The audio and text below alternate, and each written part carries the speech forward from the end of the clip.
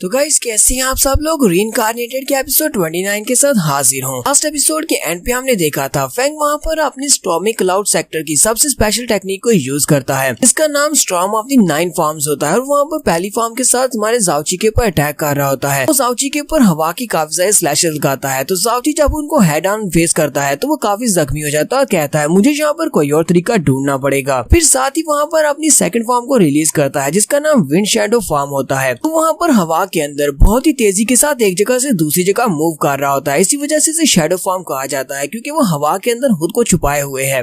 किसी भी जगह से निकलकर जाओची के ऊपर अटैक कर सकता है। जाओची कहता है ये सिर्फ एक इल्यूजन है और उसकी रियल बॉडी यहीं कहीं पर इस स्टॉर्म के अंदर छुपी हो सकती है। तो जाओची वहीं पर खड़े खड़े सोच रहा होता है अगर वो यहाँ पर कहीं पर छुपा होगा तो वो मेरी ब्लाइंड स्पॉट पर ही छुपा होगा ताकि मैं उसे आता हुआ देख न सकूं। जाओची हिसाब लगा लेता है कि वो कहाँ से अपीयर होगा। जाओची जल्दी से पीछे की तरफ घूमता और कहता है अगर मेरा गेस ठीक है तो वो यहीं से अपीयर होगा। जैसे जाओची पीछे की तरफ घूमता है वक्त फैंग पीछे से निकलता है और उसे पंच मारने लगता है। जाओची कहता है तुझे यहीं पर है। जबकि फैंग भी सोच रहा होता है इस बात से क्या फर्क पड़ता है कि तुमने यहाँ पर देख लिया कि मैं कौन से एंगल पर तुम्हारे पर अटैक करने वाला हूँ। तुम्हारी किस्मत का फैसला तो पहले से हो चुका है। देखने वाले भी काफी ज्यादा हैरान हो जाते हैं और कहते हैं इस लड़के की हिम्मत की तो दाद देना पड़ेगी। ये लड़का यहाँ पर हेड ऑन फैंग के साथ फाइट कर रहा है। इसे लगता है कि वो सामने की तरफ से उसके अटैक को ब्लॉक कर पाएगा। ये लड़का यहाँ पर 10 गुना ज्यादा भी लकी हुआ पिछले मैच के मुकाबले में। तो इस बार यहाँ से इंटरनल इंजरीज लेकर ही पीछे हटेगा क्योंकि फैंग काफी ज्यादा स्ट्रॉन्ग है। जब इन दोनों के पंचेस टकराएंगे जाओची इस फाइट में काफी ज्यादा जख्मी हो सकता है। लड़के को यहाँ पर अपनी एरोगेंस की सजा मिलने वाली है। हमारा जाओची जैसे उसके साथ पंच को टकराता है उसी वक्त जाओची अपनी 7 मेरिडियंस जो कि इवल कार्ड की मेरिडियंस है उनमें से पहली मेरिडियन को ओपन कर देता है जिसको इवल कार्ड्स आर्ट की फर्स्ट राउंड या फिर फर्स्ट लेवल भी कहा जाता है। उसका नाम इवल सोल है। वो उसको ओपन कर देता है। तो हमारा जाओची जैसे वहाँ पर अपने इवल सोल गेट को ओपन करता है यानी अपनी पहली मेरिडियन को ओपन करता है तो उसकी स्ट्रेंथ बढ़ जाती है और वो बड़ी स्पीड से आगे बढ़ते हुए फैंग के पेट में एक जबरदस्त पंच मारता है। वो पंच इतना ज्यादा पावरफुल होता है फैंग उड़ता हुआ काफी दूर जाकर गिरता है और अपने पेट पे हाथ रख के वहीं पर नीचे गिर जाता है और फैंग से कहता है ये बात वाकई में सच है कि मैं यहाँ पर कुछ ज्यादा ही एरोगेंटली बिहेव कर रहा हूँ। लेकिन असल बात तो ये है कि यहाँ पर एरोगेंटली बिहेव करने के लिए मेरे पास क्वालिफिकेशंस हैं। इसी वजह से मैं यहाँ पर इतना ज्यादा एरोगेंट हूँ। लेकिन तुम सभी लोग सिर्फ फेक बोस्टर्स हो। तुम सभी लोग यहाँ पर इतनी ज्यादा एरोगेंटली बिहेव नहीं कर सकते जबकि तुम लोग मेरा एक पंच भी नहीं खा सकते। तुम्हारे जाओची ने यहाँ पर तीसरे कंटेस्टेंट को भी हरा दिया है। फिर साथ ही जाओची कहता है तुम में से अब आगे कौन आने वाला है। ज़ूरू और जुनबा वो दोनों भी ये सब कुछ देख रहे होते हैं। ज़ूरू जुनबा से कहती है तुम्हारा जीजा तो वाकई में बहुत ज्यादा पावरफुल है। क्या तुम्हें पहले से इस बारे में पता था। जुनबा बहुत ज्यादा हैरान होता है और कहता है मुझे तो समझ ही नहीं आ रही क्या ये वाकई में मेरे जीजा जी हैं। मेरा जीजा जी के पास तो मेरिडियंस ही नहीं थी। उनके पास कोई भी कल्टीवेशन नहीं थी और यहाँ पर ये तो छक्के पे छक्का मार रहे हैं। जबकि न्यू मून पैलेस के बाकी के एल्डर्स आगे बढ़ते हैं और मास्टर सीकॉन्ग से कहते हैं मास्टर सीकॉन्ग क्या वाकई में ये हमारे एक स्टूडेंट है। इसने न्यू मून पैलेस को ज्वाइन किया है और ये आपका डिसाइपल है। इसका मतलब ये हम सभी का भी डिसाइपल हुआ। तो यकीन नहीं होता कि आपको इतना अच्छा जीनियस मिला कहाँ से। इसने यहाँ पर इकट्ठे 3 बच्चों को हरा दिया है। मास्टर सीकॉन्ग उनसे कहते हैं ये एक मेरे बहुत ही पुराने दोस्त का ग्रैंडसन है। इसके ग्रैंडपा ने इसे यहाँ पर मुझसे मिलने के लिए भेजा है। अब जबकि ये लड़का यहाँ पर है तो ये यहाँ पर ट्रेनिंग करना चाहता था। इसी वजह से मैंने इसे अपने पैलेस को ज्वाइन करवा दिया। वहाँ पर जितने बच्चे बचते हैं उनमें से एक आगे बढ़ने लगता है जबकि उसका दोस्त उसको रोक लेता है और कहता है रुको तुम कहाँ पर जा रहे हो। पता नहीं है कि वो लड़का अपने से हाई लेवल के बच्चों को कितनी आसानी से हरा रहा है। अगर तुम वहाँ पर जाओगे तो तुम भी हार जाओगे। इससे हमारे सेक्टर का नाम खराब होगा। उसका साथी उसे कहता है लेकिन ये लड़का कुछ ज्यादा ही एरोगेंट है। हम में से किसी को तो ये सब कुछ करना पड़ेगा। हमें इसे चैलेंज करना ही पड़ेगा। तो वो सभी लोग आपस में इसी बारे में बात कर रहे होते हैं। अब कोई भी जहाँ पर हमारे जाओची से फाइट करने के लिए आगे नहीं बढ़ा। 16 साल की उम्र के ग्रुप में जितने भी एलीट डिसाइपल्स थे उनको तो इसने हरा दिया। बाकी के जो 16 साल के बच्चे हैं वो उन सभी से कम है। इसी वजह से वो आगे नहीं बढ़ रहे। यहाँ पर आयरन स्पीयर सेक्टर का यंग मास्टर आगे बढ़ता है और जाओची से कहता है मेरा नाम टाई हैंगजुंग है और मेरी उम्र 17 साल है। लेकिन मैं यहाँ पर तुम्हें चैलेंज करना चाहता हूँ। मैं तुम्हारे साथ एक स्पार मैच करना चाहता हूँ जो कि एक फ्रेंडली स्पार मैच होगा। उम्मीद करता हूँ कि तुम मेरे चैलेंज को एक्सेप्ट करोगे। हाँ मुझे पता है कि मेरी एज तुमसे ज्यादा है। इसी वजह से मैं यहाँ पर तुम्हें चैलेंज करने की क्वालिफिकेशंस तो नहीं रखता। लेकिन मैं चाहता हूँ कि तुम मेरे साथ स्पार मैच करो। ये मेरे लिए बहुत ही बड़ी ऑनर की बात होगी। ये लोग उसकी बात सुनने के बाद बहुत ज्यादा हैरान होते हैं और कहते हैं ये तो आयरन स्पीयर सेक्टर का टाई जोंग है। लेकिन यंग मास्टर टाई इस लड़के को यहाँ पर चैलेंज क्यों कर रहा है। तो यंग मास्टर टाई जाओची से कहता है अगर यहाँ पर मैं तुमसे हार जाता हूँ तो मैं तुमसे इस बात का बदला नहीं लूंगा। अगर तुम्हें लगता है कि मैं तुमसे ज्यादा स्ट्रॉन्ग हूँ और मेरी उम्र भी तुमसे ज्यादा है और तुम मुझे यहाँ पर चैलेंज नहीं करना चाहते तो तुम डायरेक्टली मुझे ये बात कह सकते हो। मैं दोबारा तुम्हें इसके लिए फोर्स नहीं करूंगा। क्योंकि देखने वाले सोच रहे होते हैं आयरन स्पीयर सेक्टर वाले तो मून पैलेस के काफी अच्छे दोस्त हैं। तो फिर यंग मास्टर टाई वहाँ पर पर क्या कर रहा है। जुनबा भी कहता है मुझे भी समझ नहीं आ रही कि ये हमारे सेक्टर के डिसाइपल को चैलेंज क्यों कर रहे हैं। जबकि यूरू से कहती है तुम्हें परेशान होने की जरूरत नहीं है, वो यंग मास्टर वहाँ पर बहुत ही सिंसियरली उसको चैलेंज कर रहा है। वो उसके साथ एक फ्रेंडली स्पार करना चाहता है, ना कि उसे चैलेंज कर रहा है। क्योंकि हमारा जाओची सोच रहा होता है टाई को देखकर तो लगता है कि ये एक नेचुरल वॉरियर है, अपने से ज्यादा स्ट्रॉन्ग बंदे को देखकर ये उसे चैलेंज करना चाहता है, इसी वजह से यहाँ पर मुझे चैलेंज कर रहा है। इसके अलावा इसकी कोई भी इंटेंशंस नहीं है। लगता है कि थोड़ी देर पहले जब मैंने यहाँ पर कुछ लड़कों से फाइट किया है तो उसकी वजह से काफी ज्यादा एक्साइटेड हो गया और ये मेरी स्ट्रेंथ को लिमिट को चेक करना चाहता है। तो जाओची उसकी तारीफ करते हुए कहता है ब्रदर टाई तुमने यहाँ पर मेरी कुछ ज्यादा ही तारीफ कर दी। मुझे पता है कि तुम हमारे आयरन स्पीयर सेक्टर के एक यंग मास्टर हो, हमारे एक बहुत ही ऑनर्ड गेस्ट हो। इतने सारे लोगों के सामने तुमने मेरी इतनी अच्छी तारीफ की है, इसका मतलब यह है कि तुम मेरे बारे में कुछ ज्यादा ही सोचते हो। ये मेरे लिए बहुत ही बड़ी ऑनर की बात होगी अगर मैं बिग ब्रदर टाई के चैलेंज को एक्सेप्ट करूँ और तुम्हारे साथ यहाँ पर एक स्पार मैच करूँ। ठीक है बिग ब्रदर, हम लोग यहाँ पर आपस में फाइट करते हैं। ब्रदर टाई उसे कहता है चलो ये तो अच्छा है कि तुमने मेरे चैलेंज को एक्सेप्ट कर लिया, लेकिन तुम पहले यहाँ पर 3 फाइट्स कर चुके हो जिसकी वजह से तुम्हारी मिस्टिक पावर काफी ज्यादा कम रह गई होगी। मैं चाहता हूँ तुम थोड़ी देर के लिए रेस्ट कर लो और अपनी मिस्टिक पावर्स को रिकवर कर लो, उसके बाद हम लोग आपस में फाइट करेंगे। जाओची उसे कहता है नहीं नहीं मुझे यहाँ पर रेस्ट करने की जरूरत नहीं है, मेरे पास अभी काफी सारी मिस्टिक पावर है जो कि स्पेयर में पड़ी हुई है, इसी वजह से मैं तुम्हारे साथ यहाँ पर फाइट कर सकता हूँ। अपनी फाइट को यहाँ पर तुम्हारे साथ कंटिन्यू करना चाहूंगा क्योंकि उन तीनों फाइट्स को तो मैंने बहुत ही जल्दी खत्म कर दिया था। मैं तुम्हारे साथ वाली फाइट को एंजॉय करना चाहता हूँ। ब्रदर टाई जल्दी से अपने पास से अपने स्पीयर को निकाल लेता है और उसकी तारीफ करते हुए कहता है ब्रदर युनजी तुम तो वाकई में वैसे एरोगेंट नहीं हो जैसा कि मैंने पहली 3 फाइट्स में तुम्हें देखा है। तुम तो वाकई में एक बहुत ही ऑनर्ड पर्सन हो और तुम्हें पता है कि किसी को रिस्पेक्ट कैसे देनी है। इसका मतलब यह है कि मैं भी यहाँ पर तुम्हारे साथ अपनी फाइट को काफी एंजॉय कर सकता हूँ। ब्रदर टाई जाओची से कहता है तुम्हें एक बात बता दूं कि मेरा स्पीयर पहले भी किसी के साथ नहीं हारा, मेरा स्पीयर किसी अपोनेंट के सामने नहीं हारा जिसकी एज मुझसे कम हो और ये आज भी नहीं हारेगा। जल्दी से तुम भी अपने लिए अपने वेपन को चूज करो। जाओची से कहता है मैं किसी वेपन को यूज नहीं करता, मैं अपने हाथों को ही वेपन के तौर पर यूज करूंगा। और साथ ही जाओची फिर से अपने फर्स्ट गेट यानी कि इवल सोल गेट को ओपन करता है। वो दोनों यहाँ पर आपस में फाइट करना स्टार्ट करते हैं। ब्रदर टाई अपने स्पीयर को बड़ी स्पीड के साथ घुमाते हुए जाओची के ऊपर अटैक करता है, जबकि जाओची बड़ी स्पीड के साथ उसके अटैक्स को अवॉइड कर रहा होता है। यहीं पर ब्रदर टाई डायरेक्ट अटैक करता है। वो अपने बाले को सामने की तरफ पियर्स करता है, जबकि हमारा जाओची ब्रोकन गार्ड शैडो टेक्निक को यूज करते हुए स्पीड से साइड पर हटता है। ब्रदर टाई वहीं पर भी उसके ऊपर अटैक कर देता है। जाओची कहता है लगता है कि इस बार मैं स्टैक को टाइम पर डॉज नहीं कर पाऊंगा, इसे ब्लॉक करना पड़ेगा। और वो अपने बाजू को सामने करते हुए उसके स्पीयर के अटैक को हाइड एंड ब्लॉक करता है। जाओची उसे कहता है ब्रदर टाई तुम्हारी स्पीयर टेक्निक काफी ज्यादा अच्छी है और तुम्हारी स्पीयर की पावर भी बहुत ज्यादा है। ब्रदर टाई भी यहाँ पर अपनी स्पेशल स्किल जिसका नाम फ्लड ड्रैगन ब्रेकिंग क्लाउड होता है उसको यूज करता है। उसके बाले के अंदर से काफी सारी एनर्जी निकलती है। देखने वाले बहुत ज्यादा हैरान होते हैं कि यहाँ पर हो क्या रहा है। ये दोनों यहाँ पर इक्वल फुटिंग पर फाइट कर रहे हैं। एक तरफ यंग मास्टर टाई है जबकि दूसरी तरफ जाओची है। दोनों की पावर लेवल तकरीबन सेम ही लग रही है। दोनों एक दूसरे की बराबरी पर कैसे फाइट कर सकते हैं। ये फाइट तो वाकई में बहुत ज्यादा अमेजिंग है। लड़का जो कि यंग मास्टर टाई से 1 साल छोटा है और अपनी एलिमेंट्री परफॉर्म ग्राम के फर्स्ट लेवल पर है, लेकिन वो भी यहाँ पर ब्रदर टाई को टक्कर दे रहा है। वहाँ पर फाइट के दौरान एक जबरदस्त धमाका होता है उन दोनों की एनर्जीज के टकराने की वजह से। तो टाई जुनची से कहता है तुमसे फाइट करने का फैसला मेरा बिल्कुल दुरुस्त फैसला था। तुमसे फाइट करके मुझे बहुत ज्यादा मजा आ रहा है। हालांकि मुझे लगा था कि तुम्हें आसानी से हरा दूंगा, लेकिन तुम्हें हराना काफी ज्यादा मुश्किल है। कि हमारा जाओची से कहता है ब्रदर टाई जबकि हम दोनों यहाँ पर काफी बार एक दूसरे के ऊपर अटैक कर चुके हैं, एक दूसरे के ऊपर पंचेस टकराने से कुछ भी नहीं होने वाला। हमने सैकड़ों बार चेक कर लिया है और हम दोनों में से कोई भी विनर डिसाइड नहीं हो पा रहा। ना ही मैं यहाँ पर तुम्हें कम्प्लीटली हरा पाऊंगा क्योंकि मैं तुम्हें मार तो नहीं सकता, तुम मुझसे ज्यादा स्ट्रॉन्ग हो। तो फिर हम लोग यहाँ पर विनर को डिसाइड कैसे करेंगे, हम में से कौन विनर बनेगा। ब्रदर टाई जुनची से कहता है जुनची भी यही ख्वाहिश है कि तुम यहाँ पर मुझे हरा दो। मैं देखना चाहता हूँ कि तुम मुझे यहाँ पर कैसे हराओगे। पहले से ज्यादा एक्साइटेड हो चुका हूँ, अब मैं जरा भी हेल्ड बैक नहीं करूंगा। मैं भी अपनी फुल स्ट्रेंथ को रिलीज करने वाला हूँ। जाओची उसे कहता है हाँ क्यों नहीं, तुम्हें अपनी फुल स्ट्रेंथ को यूज करना चाहिए। ब्रदर टाई बड़ी स्पीड के साथ फिर से आगे बढ़ता है और अपनी एनर्जी के साथ एक बड़ा सा ड्रैगन बना लेता है और अपने भाले को जाओची के ऊपर मारता है। ब्रदर टाई के स्पेशल मूव का नाम dragon of the rising sun होता है, क्योंकि स्पीयर सेक्टर वालों का सबसे ज्यादा पावरफुल मूव है। जब ब्रदर टाई उसके ऊपर अपने भाले से अटैक करता है तो जाओची अपने हाथों को सामने की तरफ करते हुए उसके अटैक को वहाँ पर ब्लॉक करने की कोशिश करता है। भी लोग देखकर बहुत ज्यादा हैरान होते हैं और कहते हैं ये लड़का वाकई में पागल हो गया है। ब्रदर टाई के सबसे ज्यादा पावरफुल अटैक को यहाँ पर ब्लॉक करने के बारे में सोच रहा है। इस लड़की को तो इसको डॉज करना चाहिए। वो सभी लोग चिल्लाकर उसे कहते हैं जल्दी से डॉज करो, लेकिन हमारा जाओची काफी ज्यादा कॉन्फिडेंट होता है और वो अपने बाजू को सामने करते हुए उसके अटैक को वहाँ पर ब्लॉक करता है। वहाँ पर एक जबरदस्त धमाका होता है। वहाँ हटने के बाद दिखाते हैं जाओची वहाँ पर सही सलामत खड़ा होता है। जाओची उस अटैक को ब्लॉक करने के बाद ब्रदर टाई से कहता है लगता है कि मैंने इस फाइट को जीत लिया है क्योंकि तुम्हारे सबसे ज्यादा पावरफुल मूव को मैंने ब्लॉक किया, इसका मतलब मैं जीत चुका हूँ। प्रोटेटाइज जाउची से कहता है ठीक है, मैं अपनी हार को एक्सेप्ट करता हूँ क्योंकि तुमने मेरे अटैक को ब्लॉक कर लिया, इसका मतलब यह है कि मैं तुमसे हार चुका हूँ। साथ ही मैं तुमसे रिक्वेस्ट करता हूँ कि तुम मेरे दोस्त बन जाओ, क्या तुम मेरे दोस्त बनना चाहोगे? जाउची से कहता है अब जबकि तुमने मेरे साथ इतनी अच्छे से बात की है, तुम्हें यहाँ पर ये कहने की जरूरत भी नहीं है, हम दोनों पहले से ही दोस्त बन चुके हैं। और यहीं पर हम लोग अपनी एपिसोड 29 का एंड करेंगे। एपिसोड की एक्सप्लेनेशन अच्छी लगी हो तो कमेंट करके जरूर बताइएगा। चैनल को सब्सक्राइब कर दे, वीडियो को लाइक और शेयर कर दे। शुक्रिया।